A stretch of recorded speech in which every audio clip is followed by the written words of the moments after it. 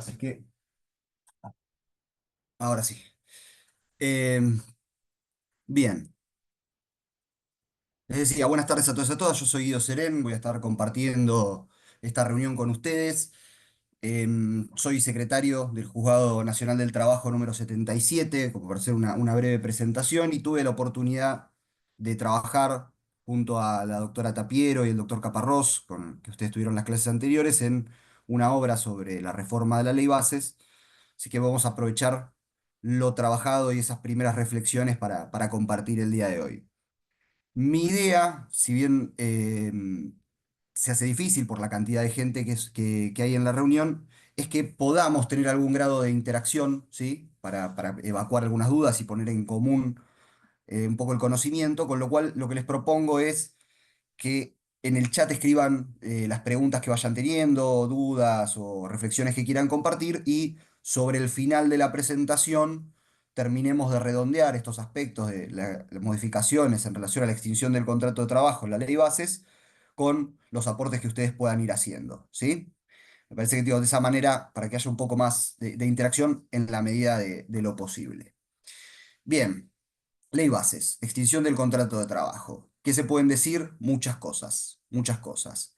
La primera reflexión con la que me interesaría arrancar este espacio con ustedes tiene que ver con no subestimar algunas de las modificaciones que hace la Ley Bases. Creo que en la Ley Bases hay un uso muy inteligente de la negociación colectiva, particularmente proyectado a la extinción del contrato de trabajo. Ustedes saben que dentro de lo que nosotros podríamos hablar de flexibilizaciones de salida, hay entre 3 y 4 institutos que se ven directamente afectados por la reforma de la ley Bases: el fondo de cese, el periodo de prueba, el despido discriminatorio, y podríamos agregarle, si se quiere, las multas específicamente en relación a nuestro tema, la del artículo 2 de la 25.323. De esos 4 temas hay dos que la ley Bases incorpora trayendo al sindicato a actuar, trayendo a la negociación colectiva. Y son específicamente el fondo de cese y el periodo de prueba. ¿Y por qué digo o por qué les decía que me parece que hay un uso o un diseño bastante inteligente del dispositivo de la negociación colectiva para esto? Primero, no es nada novedoso, ¿sí? En ese sentido tampoco es que nos estemos enfrentando a nada particularmente nuevo en términos de articulación de normas, porque ya tenemos experiencias en Argentina sobre fondos de cese, sustitución de indemnizaciones a través de la negociación colectiva. Lo tenemos en la ley Pymes.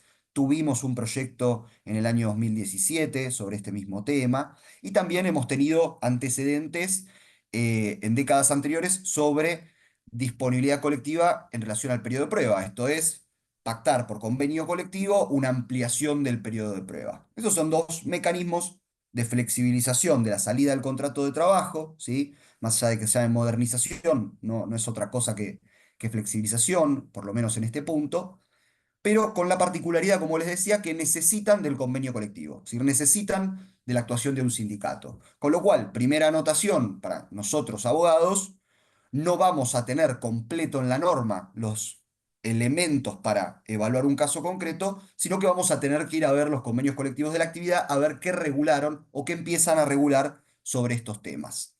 Particularmente en el fondo de cese, obviamente que vamos a tener que esperar a la reglamentación, sobre eso ya vamos a volver, pero en la ley no va a estar agotado nada, vamos a necesitar ir a buscar los convenios colectivos.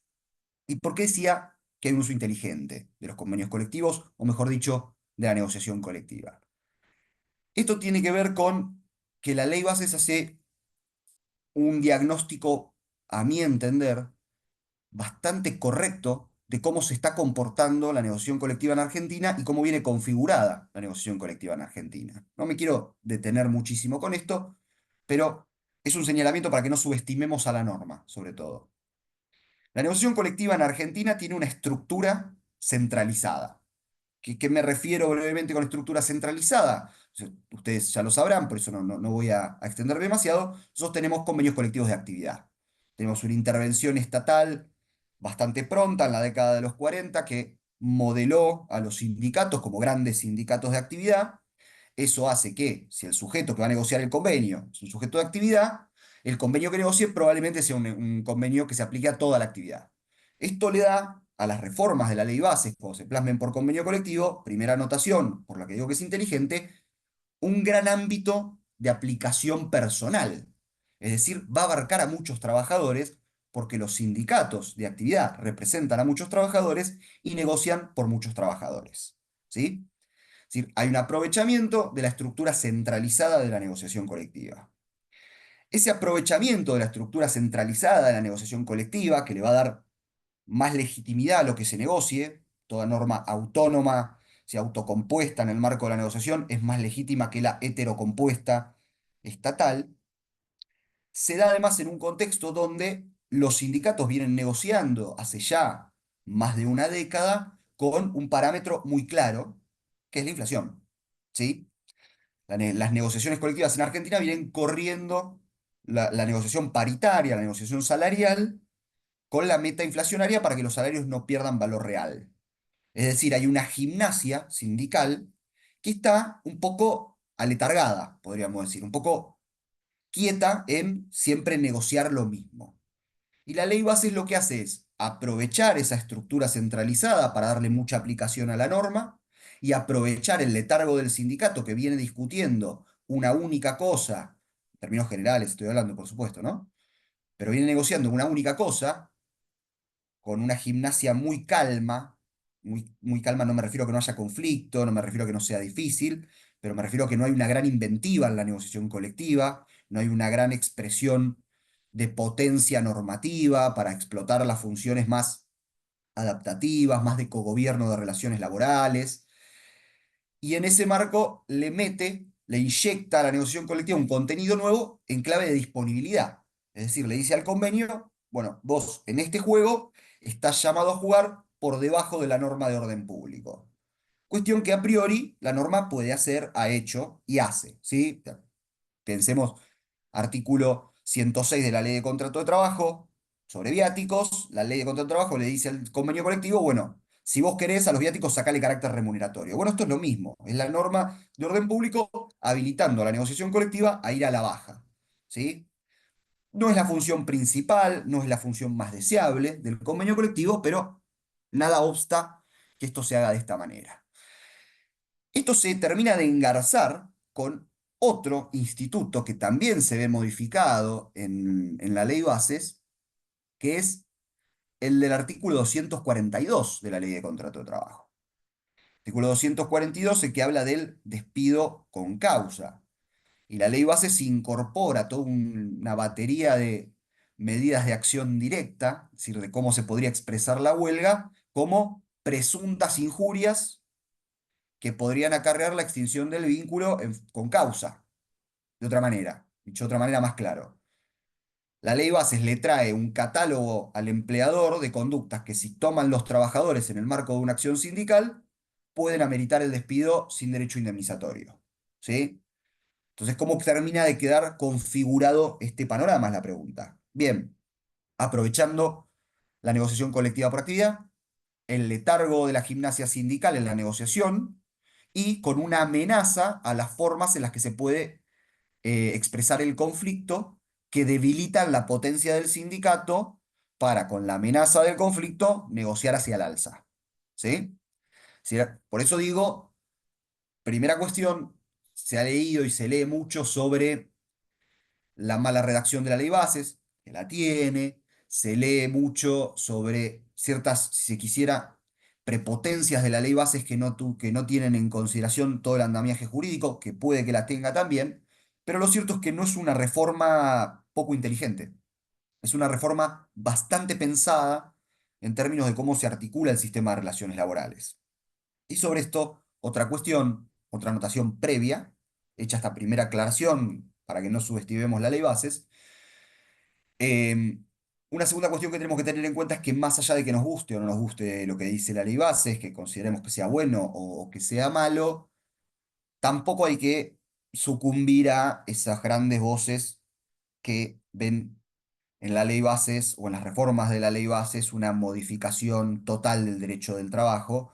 La realidad es que la ley bases no viene a modificar sustancialmente las relaciones laborales, no está, no se tocó el principio de renunciabilidad, no se tocó el principio de continuidad, no se tocó el diseño del contrato por tiempo indeterminado como contrato preferido por la norma, no se tocó la personería gremial en términos de relaciones colectivas, con lo cual no hay una modificación sistémica.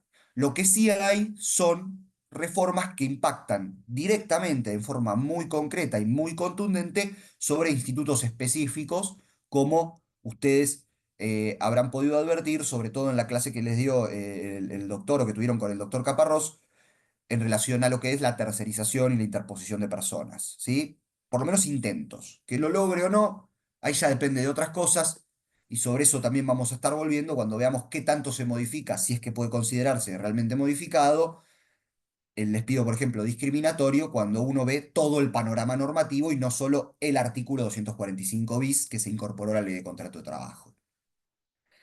Hecha esas aclaraciones, para empezar a pensar la ley bases, mi idea es compartir con ustedes algunas reflexiones centradas principalmente en el fondo de cese, en el despido discriminatorio, pero también en el periodo de prueba del que un poquito les hablaba, que es otro de los institutos que viene a llamar a la negociación colectiva para buscar la ampliación de los plazos ya ampliados por la norma, ¿sí?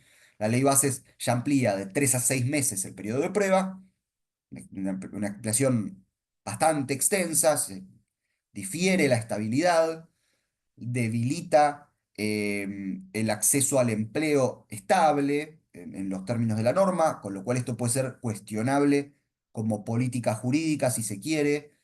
No sé si cuestionable en términos de constitucionalidad. Me cuesta un poco pensar que sea inconstitucional, por lo menos a boca de jarro. Creo que hay argumentos para sostenerlo igualmente. Pero más allá de la ampliación de plazo, también hay otras reformas en relación al periodo de prueba. Y quiero que veamos brevemente lo que son, o lo que yo detecté en su momento, como las 6 modificaciones más relevantes o que plantean algunos interrogantes en el periodo de prueba. Primera cuestión en relación a este periodo. Tiene que ver con algo realmente llamativo, que es que hay un nuevo ámbito de aplicación en el periodo de prueba que incluye a una modalidad contractual que antes estaba expresamente incluida, que es la que está consagrada en el artículo 96 de la Ley de Contrato de Trabajo. Estamos hablando del contrato de temporada, ¿sí? Contrato de temporada, por razones obvias y bastante razonables, estaba excluido de la aplicación del instituto del periodo de prueba, ahora ya no. Ahora, al borrar esa exclusión específica, al ser el contrato de temporada, un contrato por tiempo indeterminado también, empieza a estar incluido el contrato de temporada en el periodo de prueba. Y eso plantea varios interrogantes, pero el más importante tiene que ver con qué sucede cuando la temporada en la que se presta el trabajo tiene un periodo menor, cuanto menos a los 6 meses que consagra la norma. ¿Sí? No hablemos ya de los supuestos de ampliación hasta 8 meses y hasta un año que prevén los apartados A y B del primer párrafo del artículo 92 bis, esto que les digo que se puede negociar colectivamente, sobre lo que voy a volver también un poquito para hacer alguna reflexión, pero bien puede pasar que la temporada de trabajo se agote en un periodo menor a 6 meses, que sea de 2, de 3, de 4, de 5 meses. Bueno, ¿qué pasa con el periodo de prueba? La ley no da respuesta. Frente a ello, dos posibilidades, ¿sí? La primera, el periodo de prueba se retoma en la segunda prestación de temporada. ¿Por qué? Porque el periodo de prueba no podría continuar corriendo cuando no hay efectiva ejecución del contrato de trabajo. Ustedes saben que en el contrato de temporada lo que se suspenden entre los periodos son los deberes de prestación. El deber del trabajador de poner a disposición la fuerza de trabajo, el deber del empleador de dar ocupación efectiva, el deber del empleador de pagar la remuneración. ¿Sí? Uno diría, bueno, no se puede proyectar un instituto que tiene que ver con evaluar cómo está desempeñándose el trabajador en la medida que el trabajador no está trabajando. Con lo cual, una primera aproximación razonable, si se quiere, es decir, bueno, se suspenderá también el periodo de prueba y se retomará de otra manera, del otro periodo. Esta aproximación me parece igual a mí que es errónea. Acuérdense que en el contrato de temporada tiene que haber una expresión voluntaria del empleador de convocatoria hacia los trabajadores para el segundo periodo, o sea, para los periodos sucesivos. Una convocatoria después de un periodo prestacional pareciera dar un acabado cumplimiento a a la finalidad que tiene el periodo de prueba como instituto. Si el periodo de prueba está pensado para que el empleador evalúe al trabajador, tenemos que tener en cuenta la particularidad de la actividad de temporada. El trabajador prestó tareas toda una temporada y el empleador lo volvió a llamar para la temporada siguiente. Es decir, pareciera que más allá de lo que se diga en términos temporales, con una nueva convocatoria el periodo de prueba debería considerarse zanjado. Esto es una interpretación, de nuevo, hermenéutica de la norma en relación a la particularidad de la modalidad contractual. No es algo que diga la ley de contrato de trabajo en su redacción actual. Con lo cual, está abierto el panorama para generarse un conflicto en relación a que el empleador pretenda volver a usar el periodo de prueba no agotado en la segunda temporada prestacional. ¿Sí? Una tercera, si se quiere, alternativa en relación a este supuesto podría venir de la mano de pensar que aún suspendidos los deberes de ejecución del contrato, es decir, como decía antes, el trabajo propiamente dicho, puesta a disposición, pago de remuneración, de verdadera ocupación efectiva, la ejecución del contrato, como subsiste la vigencia del contrato y subsisten los deberes llamados de conducta durante el periodo de suspensión de la ejecución entre temporadas, que el periodo de prueba se extiende. Y esto implicaría, si bien alguna armonización, si se quiere, entre la modalidad contractual y el periodo legal, el nuevo periodo legal, una inestabilidad para el trabajador bastante peyorativa, por decirlo de alguna manera suave. El trabajador habría terminado sin tener ninguna devolución todo el periodo prestacional, la ejecución entera del trabajo en la temporada, y aún así estaría inmerso en un periodo de inestabilidad, cesada la ejecución hasta la temporada siguiente. Es una forma de compatibilizar los dos textos de las normas de modo tal que la colisión que se puede dar no sea tan conflictiva, pero pareciera diferir la estabilidad ya más allá de un límite razonable. Es decir, la razonabilidad de la norma, me parece, viene dada por pensar el periodo semestral que dura el periodo de prueba en el marco de una ejecución contractual. Una ejecución contractual hecha y derecha, donde hay trabajo que puede ser efectivamente evaluado. Podría decirse de otra manera, vuelvo, estoy dando todos los argumentos que hasta que no tengamos jurisprudencia son los que están en el cubilete. Podría decirse que la ley lo que está haciendo es consagrarle al empleador la posibilidad de, cesado el periodo prestacional de la temporada, contar con un periodo más hasta que se agoten los 6 meses para evaluar cómo trabajaron los trabajadores. Y desde un punto de vista de análisis patronal para cumplir con la finalidad del instituto, es una interpretación, de nuevo, que puede ser considerada razonable, me parece que no deseable, pero puede ser considerada razonable con la finalidad del propio instituto. Primera cuestión, eso en relación al periodo de prueba. Segunda cuestión, brevemente, y la obvia que ustedes ya conocen y saben bien, la modificación lo que hace es ampliar el plazo legal de duración del periodo de prueba y pasa el plazo único a ser un plazo eh, variable en función de la negociación colectiva y de ser máximo a ser mínimo. ¿Por qué digo esto? Antes teníamos un plazo único de 3 meses, cuya única posibilidad de modificación era en favor del trabajador, por cómo funcionan las normas laborales a partir del artículo 9, es decir, por convenio colectivo o contrato individual, nadie podía reprochar que se acorte el periodo de prueba. Bueno, ahora el plazo que antes era único en la norma legal pasa a ser un plazo de 6 meses u 8 o 12, con lo cual el plazo legal es un plazo, de nuevo, pareciera de mínima en la norma. No significa esto que no pueda ser acortado por la negociación colectiva o por el contrato individual. Por supuesto que sí, por supuesto que sí. Es decir, la habilitación de modificaciones peyorativas no implica que no puedan pactarse condiciones mejoradoras, que es, de nuevo, como están llamadas a articularse las normas laborales. Pero lo cierto es que hay una modificación de cómo funciona el dispositivo naturalmente en la norma. Naturalmente funcionaba con un plazo único máximo, ahora funciona con plazos variables disponibles en términos de ampliación, ¿sí? Obviamente con un parámetro de máxima que se deberá dar también en relación a no solo que un convenio colectivo lo habilite, sino a la cantidad de trabajadores. Si vamos al texto nuevo del artículo 92 bis, dice que se puede extender de 6 hasta 8 meses en las empresas de 6 y hasta 100 trabajadores, y hasta un año en las empresas de hasta 5 trabajadores. ¿Sí? Primera cuestión, parece evidente, pero vale la pena resaltarlo, el plantel no es el plantel registrado, sino el plantel real. ¿Sí? Con lo cual, para ver si ese convenio colectivo, en caso de que haya ampliado los plazos, es aplicable a la empresa que yo estoy considerando, lo que voy a tener que tener en cuenta, en el marco, vamos a suponer, de un pleito judicial, es cuántos trabajadores efectivamente prestaban tareas ahí. Y esa puede llegar a ser una prueba bastante compleja, porque puedo llegar a tener que probar relaciones de dependencia que no son aquellas que está reclamada o por la cual están reclamados los créditos. ¿Se entiende? Si voy a tener que probar que había otros trabajadores que también eran dependientes. Es algo muy engorroso en términos procesales.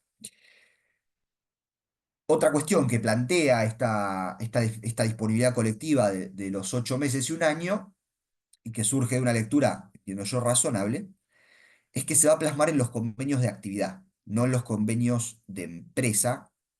Podría llegar a plantearse en un convenio de empresa que se pacte esta flexibilización, pero la particularidad es que si hay menos de 10 trabajadores, lo que no hay en esa empresa o no necesariamente va a haber en esa empresa es un representante sindical de base, un delegado. Y recuerden ustedes que los delegados integran la comisión negociadora cuando se negocia un convenio colectivo de empresa. Vuelvo sobre la idea de que es un dispositivo inteligente. Lo que está haciendo la ley es decirle al sindicato de actividad, vos negocia esto para el ámbito de la empresa, ¿sí? Por dos razones obvias. Primero, porque el sindicato de actividad no va a querer bajar a la empresa a negociar e integrarse con una comisión eh, de delegados que, una comisión interna que por ahí hasta no tiene el mismo signo partidario sindical de la comisión directiva. No va a querer ceder ese ámbito de poder si le da una posible galleta negocial, es decir, un incentivo para que el sindicato negocie en un ámbito donde no le va a ser tan conflictivo porque no tiene delegados, y si no tiene delegados probablemente tenga menos afiliados, y flexibilice contraprestación de qué veremos. Eso ya estará en cabeza del sindicato. En el DNU 7023, y para que se termine de entender esta idea de por qué es un dispositivo muy, muy inteligente, se limitaban también las posibilidades del sindicato de acceder al financiamiento a través de la negociación colectiva. ¿A qué me refiero? Se limitaban las cuotas de solidaridad y se limitaban los aportes empresarios. Esto es la idea de que al no ser más cláusulas obligacionales que se mantengan vigentes por ultraactividad, se cortaba la ultraactividad en las cláusulas obligacionales, el sindicato perdía este financiamiento una vez agotado el plazo específico que tiene el convenio, como tienen todos los convenios, ¿sí? Un plazo de vigencia. Bueno, el incentivo estaba negociar disponibilidad, o podía llegar a estar en negociar disponibilidad contra financiamiento, que no es obviamente el mejor de los mundos de la negociación. ¿Sí? De hecho, sería una negociación, si se quiere, un poco perversa. Pero vuelvo sobre esta idea, fíjense cómo el dispositivo termina siendo muy inteligente y lo lleva al sindicato a negociar condiciones peyorativas, o lo puede llegar a llevar a negociar condiciones peyorativas para los trabajadores contra financiación sindical, que sería el peor de los mundos, en un contexto donde además el sindicato está limitado en cómo puede desarrollar la huelga por la modificación que dijimos antes del 242. Otras modificaciones, las últimas modificaciones en relación al periodo de prueba.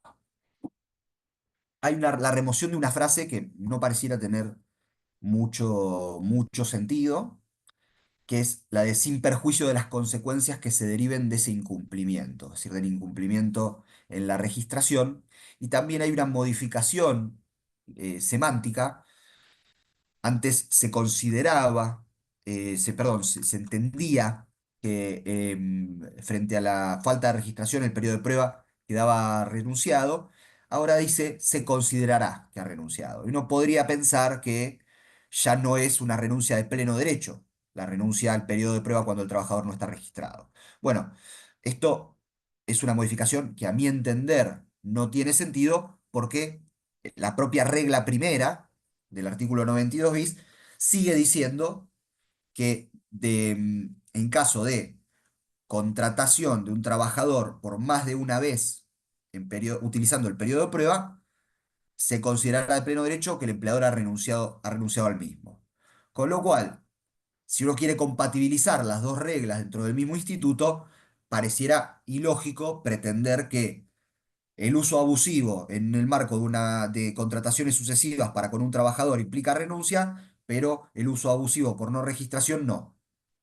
O por lo menos implica una presunción iuris tantum y ya no una renuncia de pleno derecho.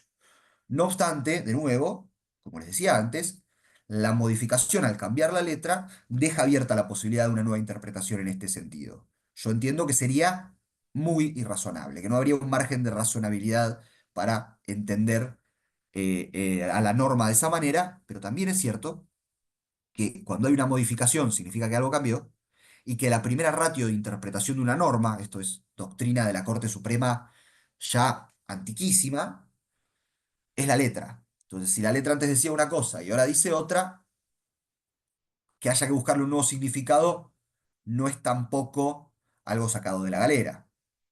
Y el único significado que podría sacarse es este significado muy peyorativo de considerar lo que antes se entendía en términos de antes era una presunción iure de iure, trabajador en negro igual renuncia al periodo de prueba, ahora trabajador en negro igual posible entendimiento de renuncia al periodo de prueba o no. ¿Y en qué caso podría considerarse que el empleador no renunció al periodo de prueba? Por ejemplo, en el caso de que estemos hablando de una zona gris, ¿sí? De un trabajador que sería dable entender o podría llegarse a entender que no me dio mala fe porque no es un trabajador dependiente típico.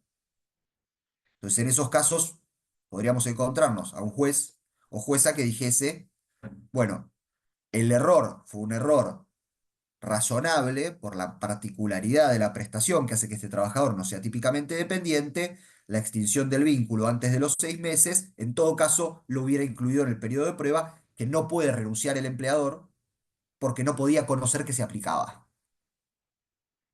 Ese sería un argumento para sostener una lógica en lo personal no es una lógica que adhiera o que me guste, pero es una lógica que se puede llegar a encontrar como un planteo que parte de la modificación en la letra de la norma, con lo cual no es para desestimar. Em, Otra cosa que hace medio en forma medio inexplicable la modificación de la ley base de la 27742 en el periodo de prueba es remover la obligación de preavisar que antes estaba explícitamente incluida en el 92 bis.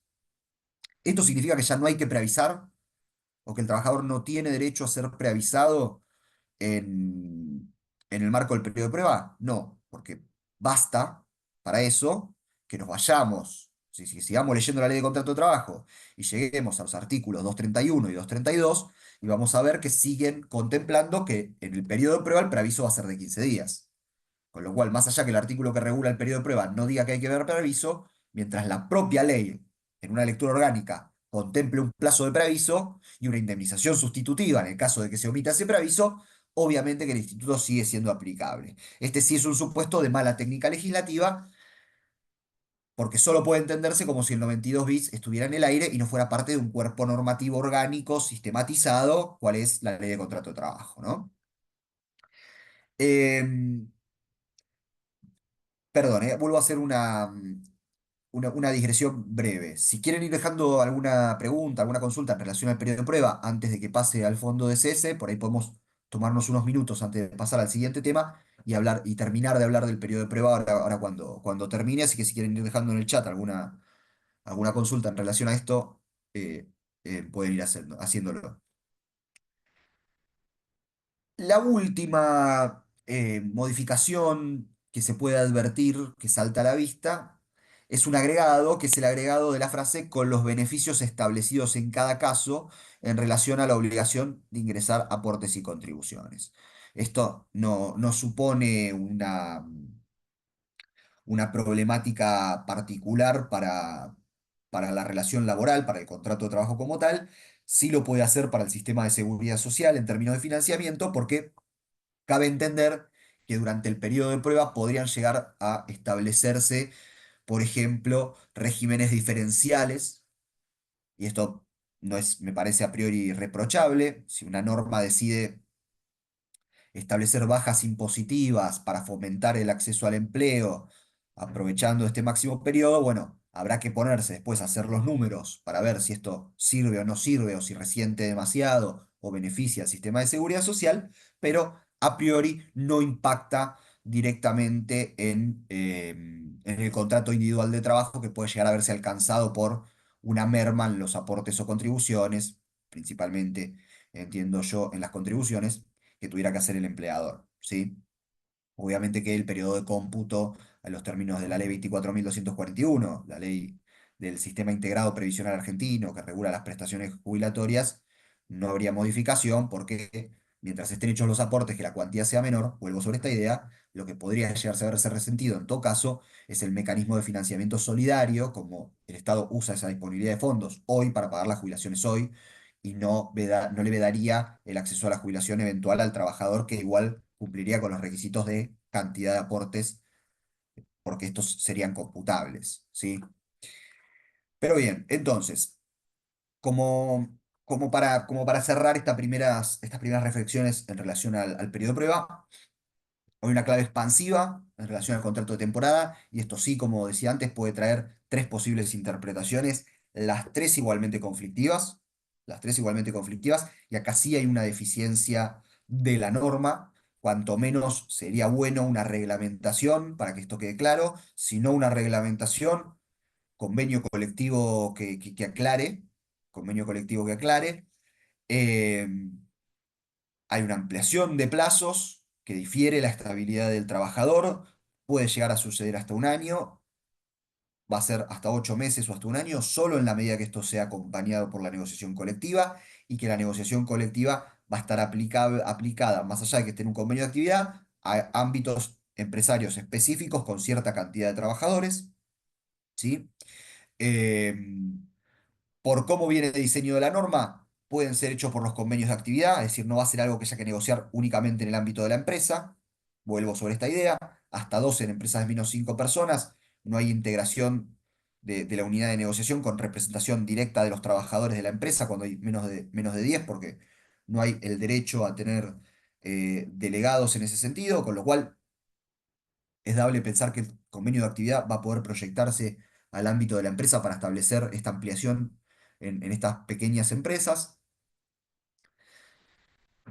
La no contemplación específica del instituto del preaviso no significa que el preaviso no se aplique. El preaviso es plenamente aplicable al periodo de prueba. Lo que sí se difiere también en el tiempo, obviamente, es el margen de preaviso que hay que dar, ¿sí? Preaviso en el periodo de prueba es de 15 días, bueno, va a ser de 15 días en los primeros 6 meses de la relación laboral, ya no en los primeros 3. Esto trae una suerte, si quieres, si se quiere, desajuste temporal con el 245, que toma el trimestre como una unidad a considerar para computar un plazo indemnizable. Pasa a haber una incoherencia en ese sentido en la norma, pero no es una incoherencia que impida aplicar ninguno de los dos institutos, con lo cual no es un fundamento ni para decir que es erróneo la ampliación del periodo de prueba, ni para extender el plazo de cómputo mínimo de 3 meses en el caso de adición de un tiempo más, de un periodo más indemnizable en el 245, ¿sí? Bien. Esos son, me parece, las características centrales que tiene el periodo de prueba en relación a la modificación de la ley bases. Voy a ir abriendo un poco el chat, así vemos algunas algunas preguntas que tengan, algunas reflexiones. Eh, Veo que hay un montón, pero acá ya encontré dónde empiezan más o menos. Independientemente de lo que digan los convenios colectivos, se aplica el plazo de la ley bases. Sí, semestral. Plazo de semestral es un plazo legal. Ahora, ¿sí? Em, lo que no se van a aplicar es el plazo de 8 y de 12 hasta 8. ¿Sí? Un convenio colectivo puede establecer 7 meses, en caso de que una empresa tenga entre 6 y 100 trabajadores, u 10 u 11, 9, 10 u 11, hasta menos de 100, pero para eso vamos a necesitar, ahí sí, un convenio colectivo, o sea, hay que estar particularmente atentos al convenio colectivo que se aplique en un caso concreto para ver si hay una extensión en el plazo o no. Siempre igual el plazo legal va a ser de 6 meses. Em, Hay que ver cómo se aplica la simplificación registral de AFIP en el periodo de prueba. Sí, sí, eso es una cuestión administrativa registral que no impacta igual en el instituto. Si el trabajador está debidamente registrado, más allá de cuál sea el sistema de registración, el periodo de prueba va a ser plenamente aplicable. Si el trabajador está mal registrado o deficientemente registrado, sucede o se plantean estos interrogantes que yo les traía a la mesa de, bueno, cómo lo interpretamos ahora que cambió. Antes, lo que antes era una renuncia de pleno derecho, ahora pasa a ser, pareciera una presunción iuris tantum. O podría llegarse a interpretar que es una presunción iuris tantum. Yo entiendo que la renuncia sigue siendo una renuncia al periodo de prueba, que no hay otra forma armónica de interpretar la deficiencia. Dejo abierta la puerta para aquellos casos donde el trabajador sea un trabajador cuyas particularidades en la prestación hagan muy difícil de determinar si era dependiente o no, si los casos grises. ¿Se acuerdan que, por ejemplo, las normas ahora derogadas de la 24013 le permitían al juez bajar las multas, las indemnizas por no registración, en caso de que justamente el contrato de trabajo no fuera claramente un contrato dependiente? Bueno, es esta misma idea la que entiendo que puede interpretarse. Si hay un cuadro comparativo con las modificaciones introducidas por la ley bases, yo tengo uno, después cualquier cosa en la obra esta de la que les comentaba que participé, es un cuadro comparativo que junta la ley bases, la redacción anterior de la ley de contrato de trabajo y el DNU 7023, que si bien no está vigente, esta no vigencia por el fallo de la sala de feria del 30 de diciembre, está ciertamente condicionada a lo que diga la Corte en el marco del recurso extraordinario, ¿sí? Con lo cual, cuidado con eso, porque el 7023 puede volver. O sea, hoy claramente no está vigente, pero puede volver. Yo no tengo problema en mandárselos después al centro de graduados el cuadro comparativo para que lo tengan, así que no hay inconveniente con eso. Em, si el convenio colectivo prevé un plazo menor al del periodo de prueba, no hay ningún problema. Estamos hablando de la articulación de fuentes más tradicional del derecho del trabajo. Es cómo tienen que funcionar en la lógica normal los convenios colectivos, estableciendo mejoras en relación a la ley general, ¿sí? El orden público laboral es un orden público de textura mixta, se dice, o de inderogabilidad relativa. ¿Qué significa esto? Que es indisponible a la baja, pero es meramente dispositivo para su mejora. O sea, una norma de jerarquía inferior puede mejorar lo que dice la norma de jerarquía superior. Acá se da la particularidad que se llama disponibilidad colectiva, que es cuando la norma habilita a la de jerarquía inferior a perforar ese piso. ¿Sí? Algo que, como les decía, ya existe en la ley de contrato de trabajo, pero muy pocos supuestos. Jornada y viáticos principalmente. Em, ¿Cómo aplica las modificaciones del periodo de prueba en los contratos en curso de ejecución? Esa es una gran pregunta. Yo entiendo que no es aplicable la norma sobreviniente a los contratos que están anudados con anterioridad, porque no es una norma procesal, sino que es una norma sustantiva, la de la ley bases, ¿sí? Con lo cual, los contratos que se anudaron con vigencia anterior a la entrada en vigencia de la ley bases y con la suspensión del DNU 7023 son contratos de trabajo que tienen 3 meses de periodo de prueba. Me parece que no hay forma de interpretarlo de otra manera. ¿sí? No es... piensen que desde el momento en que empieza la relación de trabajo, no si se quiere, es decir, que hay prestación, el periodo de prueba ya está corriendo. Una norma posterior, haciendo esa modificación peyorativa, estaría alterando los términos del contrato como quedó consolidado en ese momento. Así que yo entiendo que no hay, que no hay posibilidad de aplicar estos 6 meses a los contratos, digamos, ya anudados con anterioridad, ¿sí? El preaviso se aplica. ¿Qué pasa en caso de personal no convencionado? En caso de personal no convencionado vamos a tener los 6 meses, ¿sí? O sea, la disposición legal. Eh, bueno, veo que muchas preguntas igual ya se las fueron contestando entre ustedes, así que perfecto. Sí, seguimos entonces vamos a hacer unas breves reflexiones sobre el fondo de cese. Fondo de cese que, primera gran cuestión, no está incorporado en la ley de contrato de trabajo, ¿sí? Fondo de cese es una de esas normas que quedaron en el éter de la ley bases, con lo cual no lo vayan a buscar a la ley de contrato de trabajo porque no lo van a ver.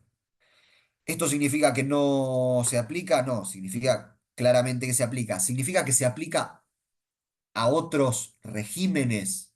Acá viene una primera gran pregunta, ¿eh? ¿Significa que se aplica a otros regímenes? ¿Cuáles son los estatutarios? Es decir, al Estatuto del Periodista Profesional. ¿Se aplica al Estatuto de Viajantes de Comercio, al Estatuto de Guardavidas? ¿Se aplica? Bueno, ahí hay una gran pregunta, al Estatuto de Casas Particulares, por ejemplo. ¿Por qué digo que es una gran pregunta? Porque si yo hago una lectura, como les decía antes, con sustento en esa doctrina de la Corte, de que la primera ratio para interpretar una norma es su letra, les tengo que decir claramente que no se aplica a ningún régimen estatutario, el fondo de cese. ¿Por qué?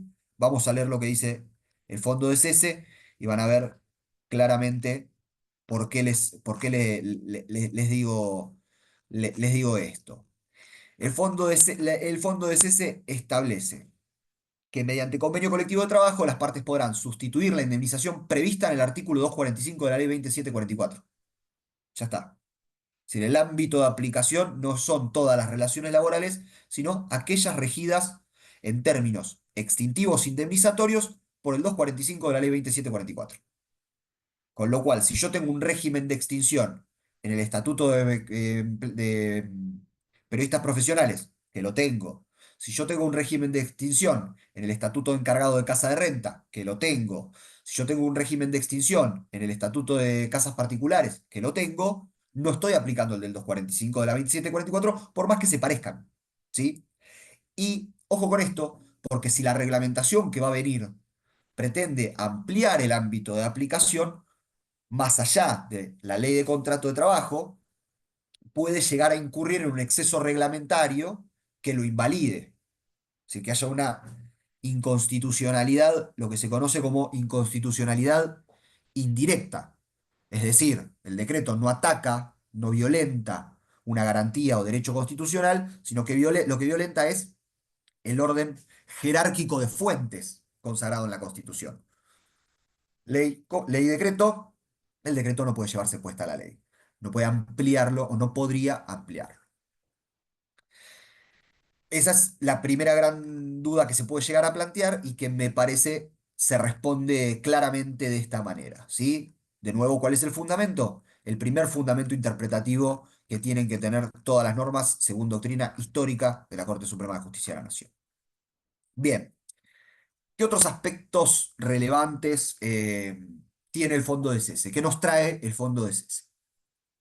Primero, al igual que el periodo de prueba, una disponibilidad colectiva sustitutiva.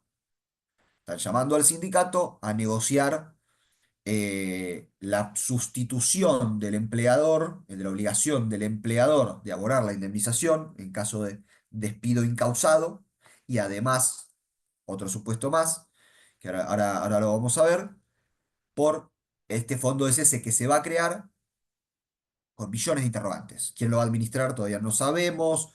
¿Cómo se van a privilegiar los créditos? No lo sabemos. ¿Cómo se va a garantizar la sustentabilidad de los fondos de cese? No lo sabemos. Es decir, si va a suceder como sucede con los fondos de la Ley de Riesgos de Trabajo, que solo pueden ser invertidos en créditos blandos. no, entonces, sobre todo eso no tenemos ninguna respuesta, ¿sí? Y esto es bastante distinto a lo que pasaba en el año 2017, cuando se intentó instaurar el fondo de cese por primera vez para el régimen general. Ahí sí se preveía específicamente todo esto que les digo, que hoy no tenemos ninguna respuesta. Esa disponibilidad colectiva sustitutiva va a estar aplicada, como les decía, en forma limitada a la indemnización por antigüedad, 245, y a la gratificación pactada en los casos de extinción por voluntad concurrente de las partes expresas. El artículo 241 de la Ley de Contrato de Trabajo. Y acá hay una cuestión importante para tener en cuenta. En cómo va a jugar esta norma. ¿Podría el fondo de cese, por ejemplo, sustituir prestaciones o indemnizaciones, como lo calificamos, es toda una discusión, que se deben por extinciones ajenas a la voluntad de las partes? Dicho en buen criollo.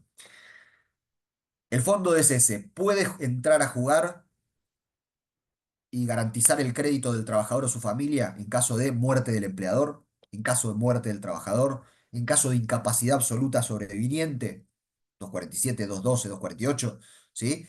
Y de la letra de la norma pareciera que no. Ahora bien, entiendo yo que una modificación en ese sentido no sería una modificación peyorativa. Entonces ahí la literalidad de la norma debería ceder a lo que es una garantía de satisfacción del crédito más fuerte para con el trabajador. Piensen que si estamos hablando de fuerza mayor, eh, crisis económica que no es imputable al empleador, discapacidad absoluta, muerte del trabajador o muerte del empleador, qué mejor que tener un fondo que venga rápidamente en forma automatizada a cubrir el crédito. Ahí nadie estaría desentendiéndose de nada, sino que se estaría creando una red de contención para créditos que no deberían estar llamados a ser litigiosos, sino deberíamos tener que hacer un juicio para cobrar eso, para que los trabajadores cobren esos montos, ¿sí? Con lo cual, la modificación que pueda darse en ese sentido me parece que sería mejoradora.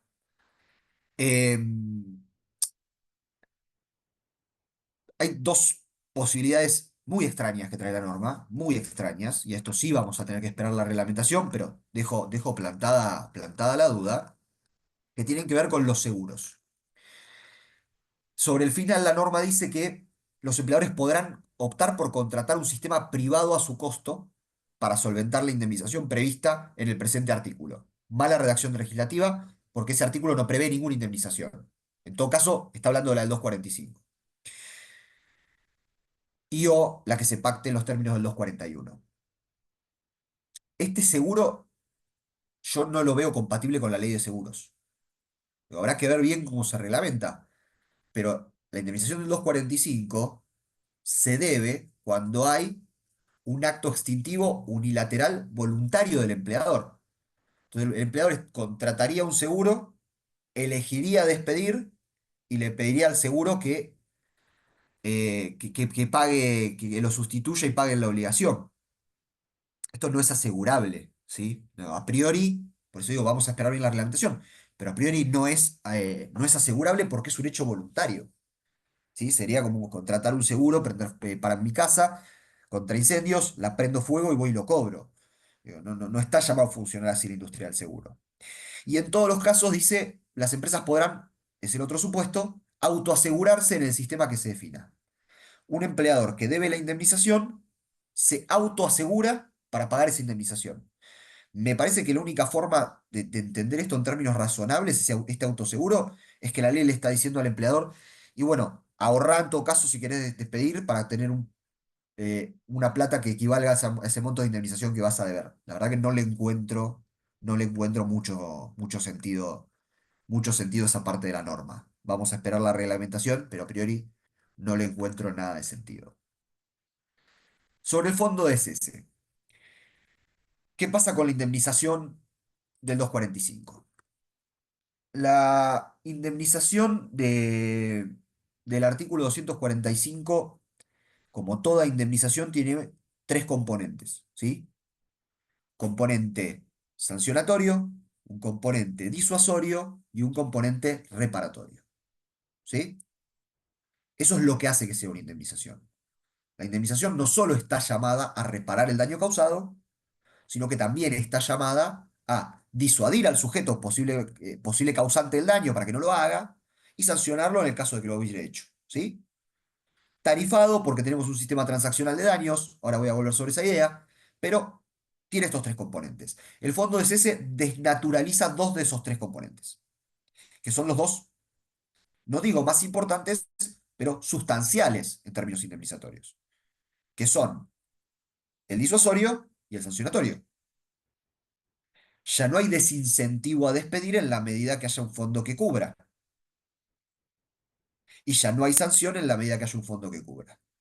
Si esto es una real flexibilización de salida, es una real flexibilización de salida. Si esto es deseable o no es deseable, a priori no es deseable, porque va en contra de establecer una efectiva protección contra el despido arbitrario. Si esto es inconstitucional, yo probablemente no le diga a muchos de ustedes lo que están queriendo escuchar, pero a priori, si en el caso concreto el fondo paga oportunamente y en forma completa, no va a haber inconstitucionalidad, porque no va a haber agravio constitucional, va a ser totalmente subjetivo, no va a haber un agravio concreto. Caso de Go de la Corte, también doctrina histórica. Los agravios constitucionales no tienen que ser ni potenciales ni subjetivos, dice la Corte, tienen que ser objetivos y concretos. No se declara la inconstitucionalidad de una norma porque no me gusta, se declara porque se violentó un derecho constitucional. Y si cuando llegamos al pleito vemos que el fondo pagó en tiempo y forma, me resulta difícil considerar que pueda haber un agravio. De nuevo, más allá de lo que uno pueda considerar deseable o no en términos de protección contra el despido arbitrario. Esto es regresivo y si la cláusula, en los términos que uno puede entender la cláusula constitucional, pareciera que sí. Ahora, ver la inconstitucionalidad en el caso concreto va a depender de qué tan bien funcione el fondo. Si el fondo funciona mal, bueno, ahí sí. Pero si el fondo funciona bien, yo no me cuesta pensar la hipótesis de inconstitucionalidad en un caso habiéndose dado esto. Eh, sobre la transaccionalidad voy a hacer alguna consideración mejor cuando hablemos de despido discriminatorio. Por ahora vamos a dejarnos acá con el fondo de cese. Digo, vamos a dejarlo acá porque es tanto lo que tiene que reglamentar el Poder Ejecutivo que podemos hipotetizar, pero va a ser todo, o mucho de lo que digamos puede llegar a ser contrafáctico, con lo cual no tiene sentido. Sí tener estos vectores de interpretación que son los que surgen de la norma. En relación al libro, veo que me están preguntando más de uno, perdón, porque no me resulta cómodo la, la, la venta. No soy yo el director del libro, igual yo soy uno de los autores. Está en Thomson Reuters, se llama Reforma Laboral. Este, creo que está agotado el físico, pero digital también se vendía. Así que si quieren hacer alguna reflexión o alguna pregunta en relación al fondo de cese, nos tomamos unos minutos para eso y después ya nos metemos con el último tema que es el despido discriminatorio, que me parece que es el más rico de los tres, además. Voy a ir leyendo en el chat. No veo mucho sobre el fondo de cese. Si solo sustituye al 245 y la indemnización por preaviso o integración seguiría vigente. Sí, claro, no está llamado a sustituirlo, por lo menos en la redacción actual. Puede que la reglamentación lo establezca y ahí tendremos que ver si eso nos parece peyorativo o no. De nuevo, va a ser muy, muy opinable. Eh, pero a priori lo hicieron solo para el despido sin causa y para la gratificación, porque no es una indemnización, que se pacta cuando el contrato se extingue por mutuo acuerdo. Hay una clara intención, de nuevo, de fortalecer la voluntad del empleador en el marco extintivo, de darle contención al empleador en el momento extintivo. Por eso no mandó a decir la ley, bueno, en el caso de muerte del trabajador, sale a cubrir el fondo de cese, en el caso de muerte del empleador también, en el caso de incapacidad absoluta también. Esos supuestos no quedaron en la norma. ¿Podrían ser incorporados por la reglamentación? Sí, y de nuevo, me parece que sería mejorador. En relación al paraíso de integración, son obligaciones del empleador, ¿sí? Del trabajador también, en rigor, pero bueno, en lo que nos interesa y más comúnmente se ve, son obligaciones del empleador y va a ser obligado, y es obligado directo por su incumplimiento, eso no hay ninguna duda. Si después se amplía el fondo de ese para que las cubra también, lo veremos. No me parece no me parece que sea muy sustentable si ya empezamos a agregarles otras indemnizaciones, porque lo que va a pasar también con el fondo de cese es que va a incrementar mucho los costos laborales, los reales costos laborales. Los costos laborales son los costos de mantención de una relación laboral, que son costos impositivos, no costos de norma laboral. Entonces, el problema es la carga tributaria, y el empleador va a adherirse al fondo de cese y va a pagar más todavía por cada contrato de trabajo. Si era ese 51% más menos que paga entre aportes, contribuciones y RT, le va a tener que sumar como mínimo para que den las cuentas, entre un 8 y un 9% mensual más. Entonces yo la verdad que no sé qué tan eficaz va a ser el fondo de ese. Eh, qué tantos empleadores van a sumarse a esta idea. Pero, de nuevo, lo veremos, ¿no? Sobre SACs y diferencias salariales o horas extras que influyen en las indemnizaciones, y ahí vas a tener otro tipo de pleito, que es el de diferencias indemnizatorias. Y ahí lo que se va a cuestionar es si lo que cubrió el fondo de cese cumple íntegramente con el 245. Y acá el legislador debió haber pensado mejor rediseñar el 245 porque mejor remuneración mensual normal y habitual son parámetros difíciles de calcular, si no dan una gran seguridad jurídica, y porque no se, salvo ahora con las propinas, con el último decreto de hace unas semanas de NU, no se avanzó sobre la clarificación de rubros remuneratorios y no remuneratorios en casos como, por ejemplo, celular, obra social, casos que son controversiales. Con lo cual, bien puede pasar que el fondo de cese venga, pague, pero reste una integración. Vamos a ver la reglamentación, pero a priori el obligado directo va a ser el empleador. Entonces, ¿podría haber un juicio por diferencias indemnizatorias? Sí, por supuesto. Sobre todo casos de diferencias salariales y horas extras no abonadas. Eso desde ya. Va a haber, obviamente, en el pleito prueba concreta sobre esos incumplimientos, pero rendida esa prueba, va a haber diferencias. La condena se proyectará sobre las diferencias, descontando lo que abonó el fondo de cese, pero podría existir, sí. Eh, sí, sobre las FJP hubo experiencias de pagos, dices, una mala experiencia en términos de sustentabilidad del sistema, sí, yo creo que algo muy similar puede pasar. Si se parece al de la construcción o no, yo entiendo que no, por una cuestión que me parece que es central, que es el de la construcción es obligatorio y el fondo de cese este es optativo. Eso ya es una diferencia sustancial en términos de institutos. Después, cómo va a operar, veremos. El fondo de la construcción tiene un instituto especial que es el IERIC, Instituto de Estadística y Registro de la Industria de la Construcción, que lo administra y regula. Acá veremos si es un instituto de nuevo estatal, si es tripartito, Estado, sindicato y trabajadores, que es lo que hacía, empleadores, perdón, que es lo que hacía la reforma del 2017. Eso sí vamos a tener que esperar eh, la reglamentación. ¿Cómo se cuantifica a los efectos del fondo de cese cuando el artículo 241 no prevé cuantificación alguna? Bueno, la extinción por mutuo acuerdo tiene formalidades, ¿sí? Y la gratificación está plasmada en esas formalidades, ya sea homologación judicial, administrativa, a través de la intervención de la Secretaría de Trabajo o un escribano público. En cualquiera de esos tres instrumentos en el que se haya pactado la gratificación, vamos a tener el monto cuantificado en el supuesto concreto. Si podría aplicarse ante una renuncia, y yo entiendo que no, porque el fondo de cese sustituye rubros indemnizatorios. Y los únicos rubros que emergen de una renuncia son los que conocemos como de liquidación final, que no son indemnizatorios, son créditos devengados. Las vacaciones proporcionales, el SAC proporcional y los días trabajados son créditos que se devengaron por la prestación de trabajo. Así que, de nuevo, entiendo que no. Capaz la reglamentación quiere meter todo adentro. Y ahí veremos también qué tan sustentable pasa a ser el fondo. Pero eso será otra historia. Eh, si lo que recibe el trabajador es inferior al artículo 245 hay agravio constitucional. No sé si hay agravio constitucional. Lo que hay es un crédito, pero no sé si hay inconstitucionalidad del fondo de cese. Uno puede reclamarlo no satisfecho. Distinto sería, a ver si me sale clara la idea. Distinto sería si el fondo de cese cancela la posibilidad del trabajador de pedirle al empleador las diferencias. Algo parecido a lo que era la ley de riesgo de trabajo antes. ¿Se acuerdan? Y la ley de riesgo decía, vos solo te vas al sistema y le reclamás al RT a tu empleador nunca. Y eso era inconstitucional, fallo Aquino. Voy a volver un poco sobre el fallo Aquino, con el despido discriminatorio.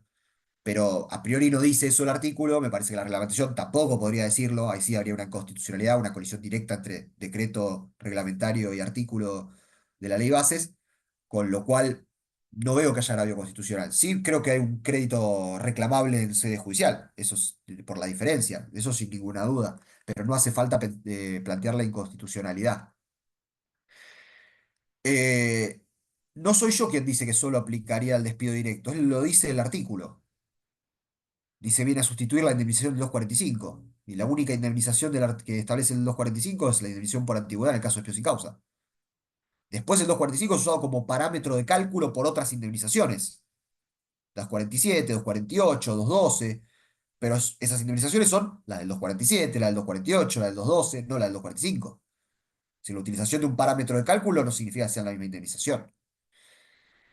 Eh, Al no estar reglamentado todavía no está operativo. Porque de hecho todavía ni siquiera se puede negociar colectivamente. Entonces el fondo de cese hoy no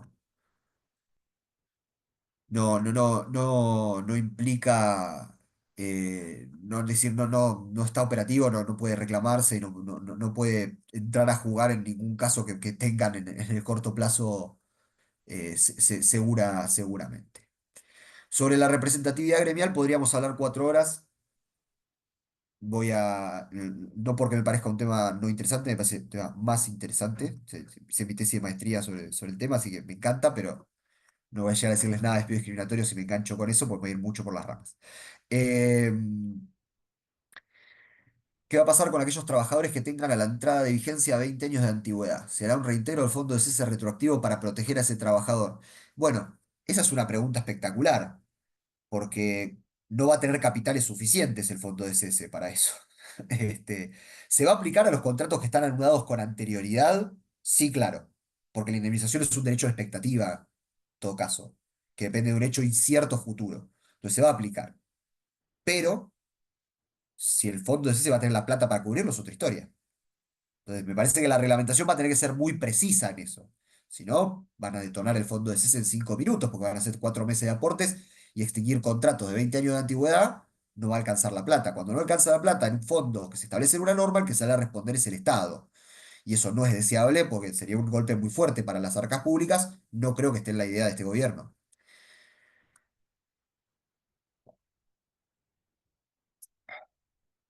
Eh, si el trabajador no está registrado, va a poder acceder al fondo o no. Hay que ver, la ley de riesgos, por ejemplo, establece que un trabajador no registrado tiene derecho a las prestaciones, pero dice que las puede reclamar directo al empleador.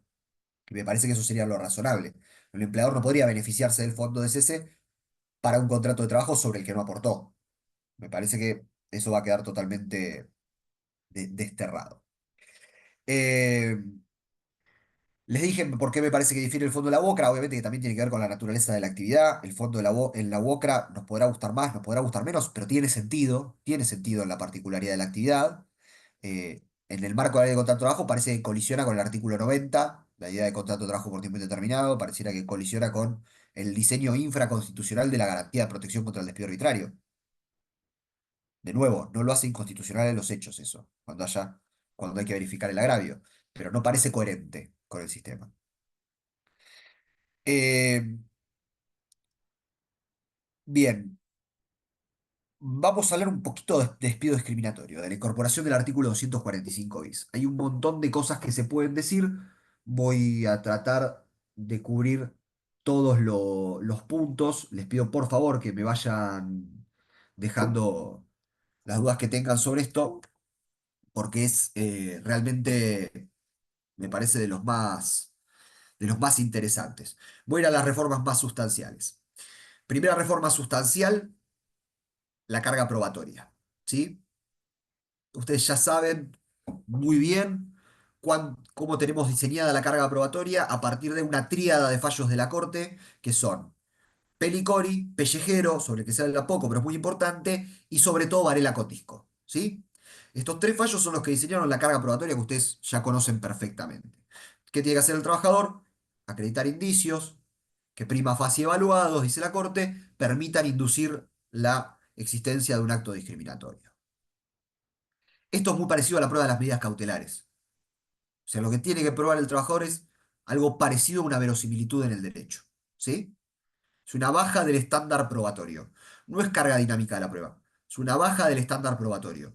¿Por qué se da esa baja del estándar probatorio? Por una razón sencilla. El bien jurídico afectado es tan importante para el ordenamiento que es más importante trastocar la carga probatoria tradicional, pero acceder con una tutela eficaz a proteger eso que no es otra cosa que la dignidad humana. ¿Sí? Derecho personalísimo, que lo tenemos consagrado nosotros específicamente en el Código Civil y Comercial de la Nación con un contenido concreto, interesante.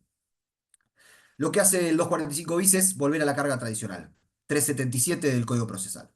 La prueba le incumbe a quien alega, el trabajador tendrá que probar que el empleador lo discriminó.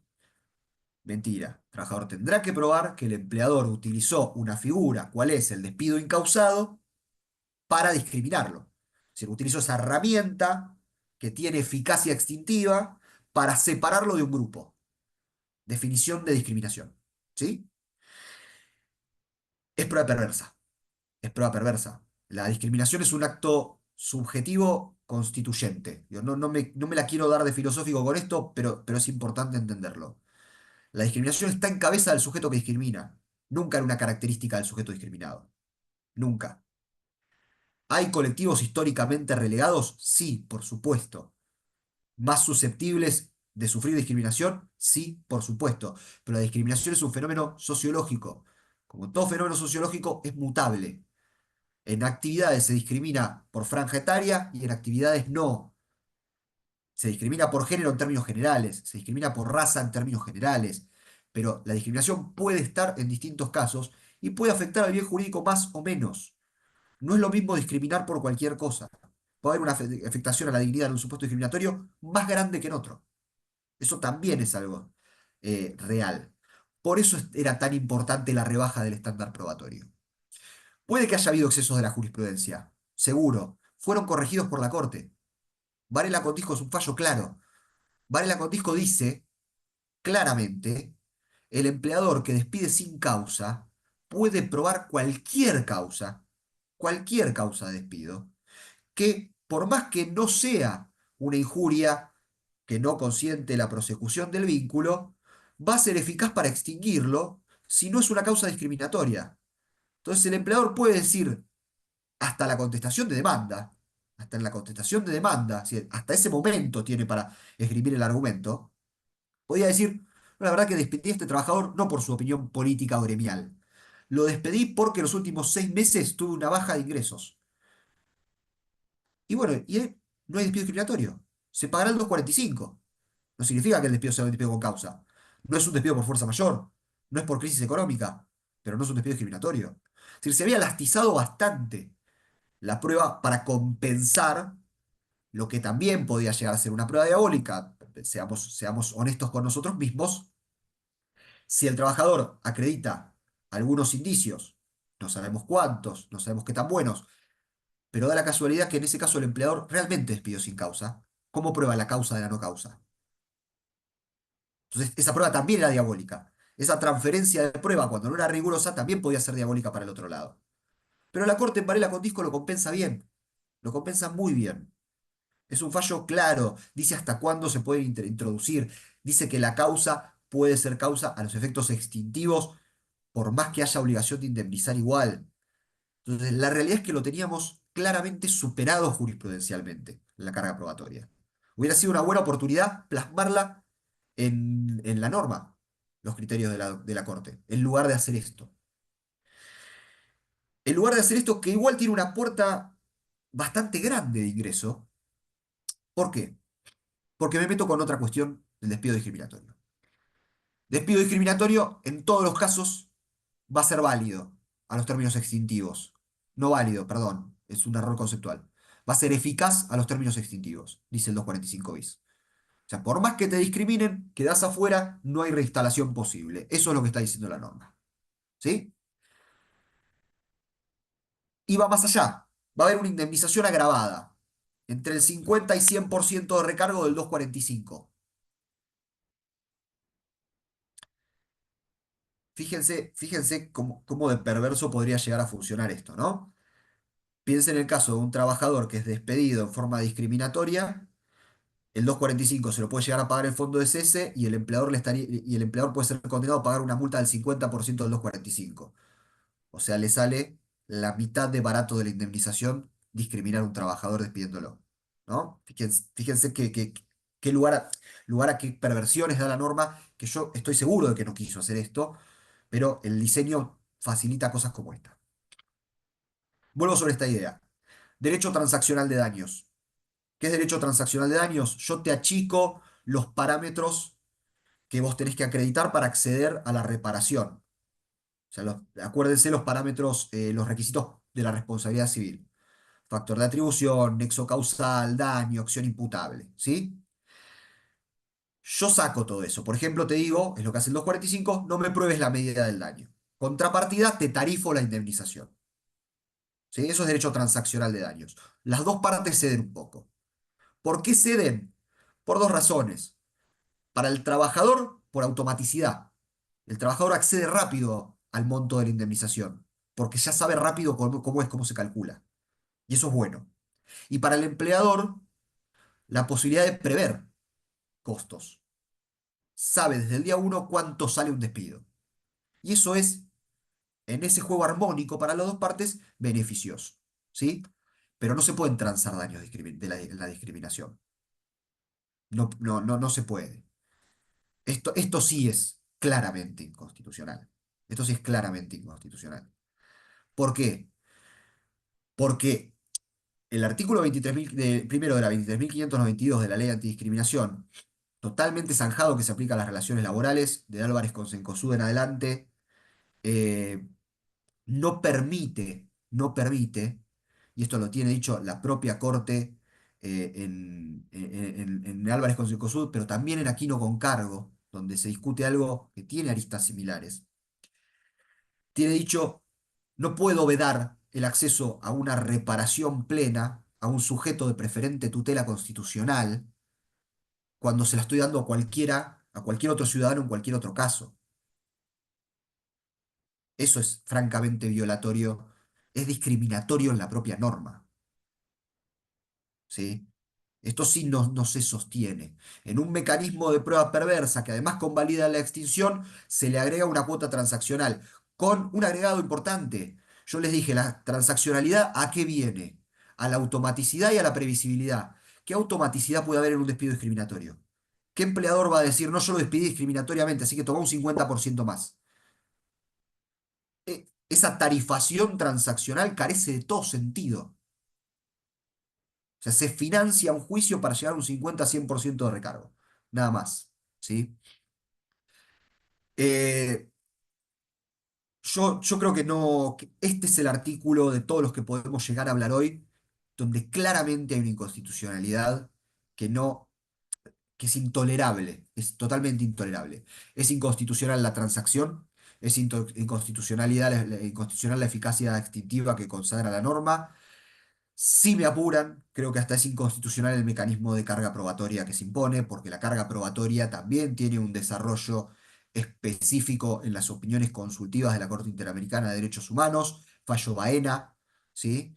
Con lo cual, no, no veo que este artículo esté llamado a extenderse y no debería extenderse. Y vuelvo a la idea de Aquino con cargo. ¿Por qué? Aquí no es un fallo de la ley de riesgo de trabajo, ¿sí? ¿Qué tiene que ver? Les leo muy brevemente lo que decía Hayton de Nolasco en ese fallo, donde se discutía si un trabajador podía acceder a una reparación integral de los daños por incapacidad por un accidente de trabajo o enfermedad profesional. Acuérdense que la ley de riesgo de trabajo decía que no. había modificado el artículo 75 del LST, el artículo 39 de la ley de riesgo, y decía trabajador solo va al sistema por la tarifa. Y dice Hayton, la exclusión del sistema de responsabilidad civil, resulta censurable en la medida en que traduce el abandono de los preceptos constitucionales de protección al trabajador, que se ve privado, por su sola condición de tal, de acceder a la justicia en procura del amparo de sus derechos, que paradójicamente tiene expreso y especial reconocimiento en la ley fundamental y en los pactos de igual jerarquía que le acceden. Es evidente que, y podríamos decir muchísimo más sobre este artículo, porque cada párrafo es una invitación a la ofensa. En este sí yo trato de no involucrarme personalmente con las reformas legislativas, pero esto sí es algo socialmente intolerable en el avance de los derechos humanos que logramos conseguir siglo XXI, no solo en Argentina, sino en Latinoamérica y en el mundo. Eh, este sí es el artículo que va a estar llamado a ser declarado, me parece, quiero creer, prontamente inconstitucional. Ya fue invalidado en una redacción anterior, que fue la ley 25.013, que establecía un mecanismo sancionatorio con eficacia extintiva para el despido discriminatorio. Ya fue criticado en su momento, ya fue declarado inconstitucional en su momento, con lo cual me parece que sobre el despido discriminatorio va a haber que trabajar mucho. Me parece que el despido discriminatorio, que es un supuesto cuya nulificación se pide mayormente en casos de activistas sindicales, se ve también reforzado por, de nuevo, un cercenamiento en las posibilidades de ejercicio de las medidas de acción colectiva, por lo que hace el artículo 242, ¿sí? Y me parece que en todo ese mecanismo o en toda la lógica de flexibilización de salida del contrato, en este punto, todo es discutible en derecho, pero en este punto sí hay excesos que parecen repugnantes al ordenamiento constitucional y al bloque de constitucionalidad federal que tenemos, ¿sí? Y sobre esos, de nuevo, sobre el resto estoy dispuesto a escuchar, aprender y contemplar la posibilidad de que el fondo de cese, el periodo de prueba, fomenten el empleo, sean provechosos y novedosos. Sobre este supuesto me parece que sí, no hay o no debería haber muchas más dudas. Em, Me parece, no tenemos mucho más tiempo para que me extienda sobre otros aspectos del despido discriminatorio. Les repito los fallos. Los fallos son Pelicori con Colegio Público de Abogados, donde se diseña por primera vez el estándar. Si me apuran, les digo que en Pelicori me parece que está todo muy, muy claro, pero eso se consolida con Pellejero. Pellejero es un fallo poco conocido que sale el mismo día que Álvarez con Cencosud, donde la Corte dice, indicios son indicios concretos, no meras manifestaciones de existencia de un acto discriminatorio, es decir, donde eleva el estándar probatorio y lo encorseta un poco más, y en Varela con Disco vuelve a decir lo mismo que en Pelicori, pero habla específicamente del despido sin causa, y dice que en esos casos hasta en el marco del pleito puede introducirse una causa que le habilite al juez a evaluar si ese despido fue un despido indemnizable, más no discriminatorio, y compatibilizar la validez de la extinción con el derecho del trabajador a un resarcimiento sin nullificación, ¿sí? Esos son los tres fallos. En relación a dónde se pueden ver los videos, me excede, pero seguramente Gianluca se los pueda decir mejor. Bueno. Por mi parte, y para no extenderme mucho más, les agradezco haber compartido esta hora y media, las preguntas y las reflexiones. Perdón si se me pasó alguna, eran muchas, pero les agradezco porque fueron, me parece, todas muy enriquecedoras. No hablé del fallo Fredo, es cierto, el fallo Fredo me parece que es un fallo superado sobre todo por el fallo Cisnero de la Corte. ¿Sí? No digo que no sea, fallo Fredo Señero es un fallo importantísimo, pero lo que está en Fredo está en Cisnero en forma evolutiva. Siempre es un buen ejercicio leerlos a los dos en el orden que salieron, sobre todo. De nuevo, muchas gracias a ustedes, quedo a disposición. eh, por cualquier consulta y voy a intentar hacerle llegar el cuadro comparativo al centro de graduados para que lo circule en la medida que sea posible con ustedes, ¿sí? Perdón, estaba muteado. Muchas gracias, doctor. Muchas gracias a todos por participar. Ahí estoy por compartir el canal de YouTube en el chat donde se va a estar subiendo la clase. Guárdenme un segundito que ahora lo busco. Nada, y recuerden que va a estar subida la primer clase. Ahí están subidas van a estar subidas las tres clases. Perdón, me mareé. Esta clase estuvo siendo grabada como las anteriores. Ahí lo estoy poniendo por el chat. Así que esta clase va a estar siendo subida lo más probable es la semana que viene.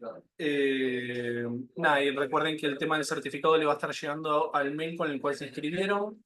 Tenga paciencia porque tenemos varias actividades, se tienen que procesar las asistencias, se tiene que chequear que estén bien puestos los nombres. Así que tengan paciencia, les pido que les va a llegar el certificado. Si llega el caso no les llega la semana que viene o la otra, ahí sí manden un mail a graduados diciendo, che, mira, me estuve conectado a las clases, no me llega el certificado. Nada, en el caso de que no les llegue. ¿Quedan las tres en el mismo link? Sí. Las tres clases van a estar subidas en el mismo link de YouTube. Los paso de vuelta por si alguien no lo vio. Ahí además, hago un poquito de chivo, ahí además están las otras clases nuestras de otros talleres, por si estuvieron anotadas a otras actividades. Ahí están todos los talleres subidos. Eh, no sé si querés decir algo más, Doc, antes de finalizar. No, no, solamente agradecerte a vos también por la gestión y por la ayuda.